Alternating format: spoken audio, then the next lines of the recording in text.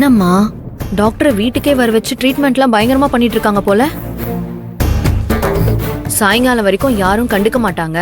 அந்த ஆள் அப்படியே மொட்டை மாடியிலே போய் சேர்ந்துருவான்னு பார்த்தா இந்த நந்தினி போய் பார்த்துட்டா. அதை விட்றி, நாம நினைச்சதுதான் நடந்துருச்சுல்ல, அது வரைக்கும் சந்தோஷம். அம்மா, அந்த செக்யூரிட்டிக்கு வந்த வாழ்வை பாத்தீங்களாமா? அந்த ஆளு கேட்ட கேட்டுக்கு நம்ம வீட்டு பெட்ரூம்லயே படுத்திருக்கான்.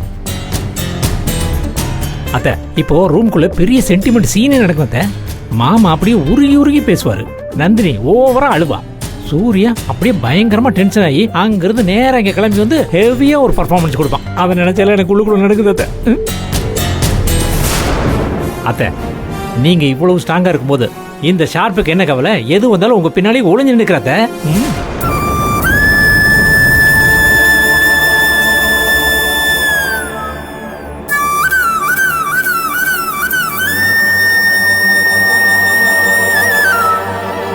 பெரிய பிரச்சனை எதுவும் இல்லை. பாடி ஹெவியா டீஹைட்ரேட் ஆயிருக்கு. ட்ரிப்ஸ் எத்தனை சரியாயிடும். இனிமே இந்த மாதிரி வெயில நிக்காம பாத்துக்கோங்க. சார் நான் கிளம்புறேன் சார். Okay doctor. நந்தினி, அப்பா பாத்துக்க, நாங்க வெளியே தான் இருக்கோம். நீ எதுவும் பயப்படாத, அப்பாவுக்கு தான் ஒன்றும் இல்லைன்னு சொல்லிட்டார்ல, பாத்துக்க.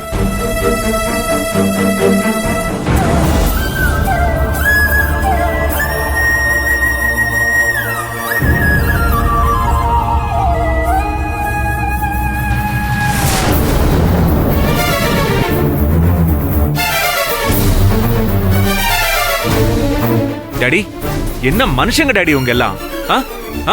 டேய் விட்றா. ஒரு வயசானவர் டாடி இந்த மொட்டை மாடியில கொண்டு வந்து நிப்பாட்டி இருக்காங்க. நந்தினி பார்த்ததுனால ஓகே, இல்லனா செத்து போயிருப்பாரு டாடி. செத்து போனா மாலை போட வேண்டியதானே?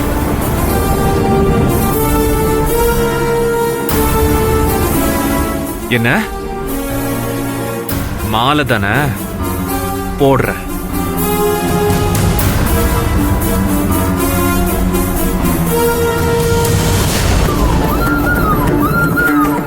ஏன் சுந்தரவள்ளி, அவன் தான் இதை பேசிட்டு இருக்கான்னா நீ சும்மா இருக்கக்கூடாதா?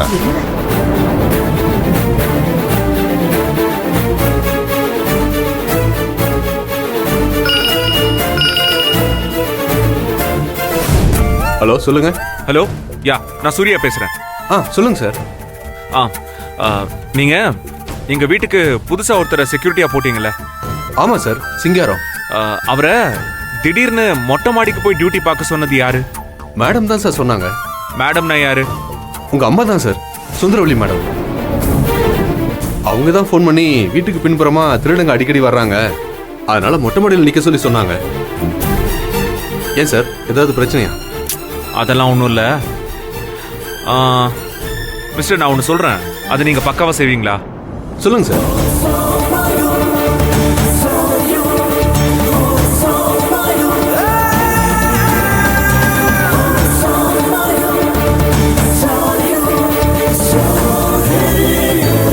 தாராளமா பண்ணிடலாம் சார், இப்பவே பேசுறேன். தேங்க்யூ. ஓகே.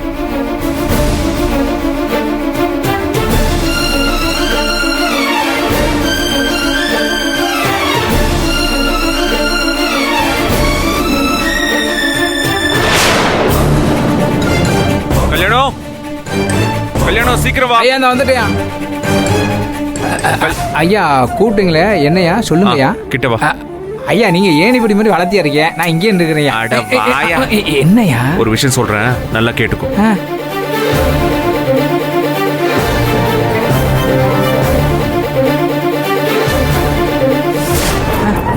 அடட ஐயா, ஐயா அப்பப்போ நீங்க ஏதாவது அதிரடியில பண்ணிக்கிட்டே இருக்கீங்கள, நீங்க கொடுக்குற வேலையை இப்பவே செஞ்சு போறேன். சூப்பர்.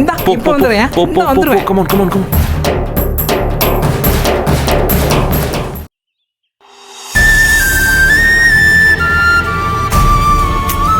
அப்பா, எதுக்குப்பா இங்க வந்து நிக்கிற? பேசாம படுக்க வேண்டியதானே? இந்தா இத குடி. வேணாத்தா. குடிப்பா, கொஞ்சம் தெம்பாவது இருக்கும்ல. குடி, இந்தா.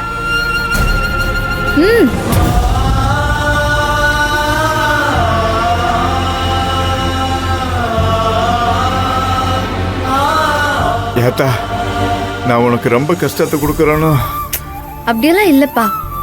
நீ மாடிக்கு போறேன்னு சொல்லும் போதே நான் தான் வேண்டான்னு சொல்லி தடுத்திருக்கணும். ஏன் தெரியல, அப்ப தோணாம போச்சு. ஒருவேளை நீ வாசல்ல நிக்கிறத விட வீட்டு மொட்டை மாடியில நிக்கிறது எவ்வளவோ மேலுன்னு என் மனசு நினைச்சிருச்சோ என்னவோ தெரியல. ஆன வரைக்கும் தாக்கு பிடிச்சல்லந்தாம்மா பார்த்தேன். திடீர்னு நாக்கெல்லாம் வறண்டு போச்சு. குடிக்க தண்ணி வேற இல்லையா, சரி வாங்கிட்டு போலாம்னு சொல்லி வந்து கீழே திரும்பினேன். அண்ணன் கட்டிக்கிட்டு வந்து தலை சுத்திருச்சுமா. எப்படி விழுந்தானே தெரியல. நல்ல வேலைப்பா, அந்த நேரத்துல நாங்க வந்தேன். இல்லைன்னா என்னப்பா இருக்கும்? எனக்கு என்னவோ உன்னை மொட்டை மாடிக்கு அனுப்புனதே வேணும்னே பண்ணிருக்காங்கன்னு தான் தோணுதுப்பா. என்னம்மா சொல்ற? வேணும்னா? ஆமாப்பா, வெயில நிக்க வச்சு உன்னை கஷ்டப்படுத்த தான் அனுப்பியிருப்பாங்களோன்னு தோணுது. அட விடுமா, ஆனா இவங்க என்ன வேணாலும் செய்யக்கூடிய ஆளுக தான். அதான் உனக்கே தெரியுதுல்லப்பா, அப்புறம் எதுக்குப்பா இங்க வேலைக்கு வந்த? அடி என்னம்மா திரும்ப திரும்ப நீ அதையே கேக்குற? முத வேலை சேர்ந்த இடத்துல இங்க கொண்டு வந்து வேலை சேர்த்து விட்டாக. நான் என்ன செய்யறது சொல்லு? அப்பா, அவங்களுக்கு இது யார் வீடுன்னு தெரியாது, உனக்கு தெரியும்ல. வேலையே வேண்டான்னு சொல்லிட்டாச்சும் நீ போயிருக்கலாம்ல. ஏத்தா, அப்படி சொன்னா இந்த ஊர்ல இன்னொரு வேலை எப்படித்தான் கிடைக்கும்? நம்ம குடும்பம் இருக்கிற நிலைமையில சொல்லு. உன் சங்கடம் எனக்கு புரியுது. இருந்தாலும் நான் ஒரு வேலைக்கு போய் 4 காசு சம்பாரிச்சாதானே நம்ம குடும்பத்தை ஓட்ட முடியும். அத நான் இல்லைன்னு சொல்லலப்பா, இந்த வீட்டுக்கு வேண்டான்னு தான் சொல்றேன். ஒரு வேலை அவங்க கோவப்பட்டு இனிமே எங்க கம்பெனில உனக்கு வேலை இல்லைன்னு சொல்லி அனுப்புனாலும் பரவாயில்ல, துரபாண்டி மாமா கிட்ட கேட்டு வேற எங்கேயாச்சும் வேலைக்கு முயற்சி பண்ணலாம். அடுத்த வாட்டி இங்கே டியூட்டி போட்டாங்கன்னா நீ முடியாதுன்னு சொல்லிடு. சரிம்மா, நீ இவ்வளவு தூரம் சொல்லும் போது நான் கேட்காம இருக்க முடியுமா? கம்பெனிக்காரன்ட்ட சொல்லிடுறேன், பாத்துக்குவோம். அப்பா, வேலையும் வருமானமும் நமக்கு முக்கியம் தான்ப்பா. ஆனா அதை விட முக்கியம் சுயமரியாதை. என் அப்பா எல்லார் முன்னாடி இப்படி அசிங்கப்பட்டு நிக்கிறது நல்லா இல்லப்பா. புரியுதுமா, நான் பாத்துக்கிறேன். இங்கதான் உன் வேலை அப்படின்னு சொன்னாங்கன்னா இந்த வேலையை வேணான்னு சொல்லிட்டு வந்துடுறேன்.